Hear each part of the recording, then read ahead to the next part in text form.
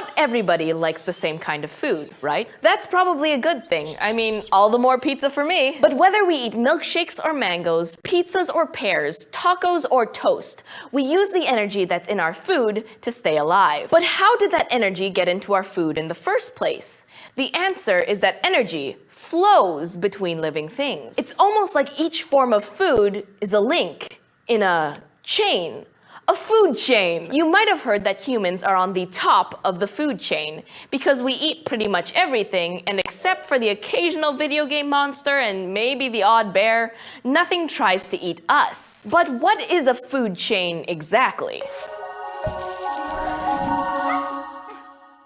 A food chain is a model that shows how energy flows between living things. You can think of animals and plants in the same food chain as all living in the same neighborhood, which scientists call a habitat. And they all have a job to do, interacting with each other day in and day out. Together, they form a kind of system, a self-contained collection of different things that all work together as a whole. And they also interact with the non-living stuff around them, like the water, the air, the ground, and the sun. Put it all together, and what do you get? A special system called an ecosystem. And food chains show us what eats what in an ecosystem. Now, everything that's alive is in a food chain, including you, my friend. And actually, most living things are in more than one food chain, depending on what or who they're munching on at the moment. I mean, you don't eat the same thing for dinner every night, do you? Didn't think so. Now, let's see how a food chain works by making a diagram of how these interactions happen in nature.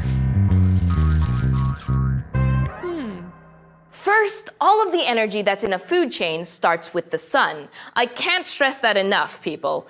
Plants take the energy from the sun's rays and change it into chemical energy. So when a nice patch of lush green grass starts to grow, it's capturing some of the energy from the sun to do it. Then when an animal, like a rabbit, wanders by and nibbles on that grass, the energy from the plant is transferred into the rabbit's body. Now, if a hungry hawk decides that the rabbit would make a yummy supper, then the energy from the rabbit is transferred to the hawk. And in this ecosystem, nothing is large or brave enough to take on the hawk. I mean, just look at her. So we've hit the top of the food chain, and we've just made a nifty model of it.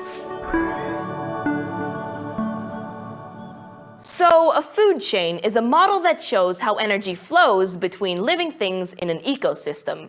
Energy in a food chain starts with the sun, which is turned into chemical energy by plants. And this energy moves up the food chain as animals eat the plants, and then other animals eat those animals. And speaking of energy, I'm starving, so I'm off to take my place in the food chain. See you next time.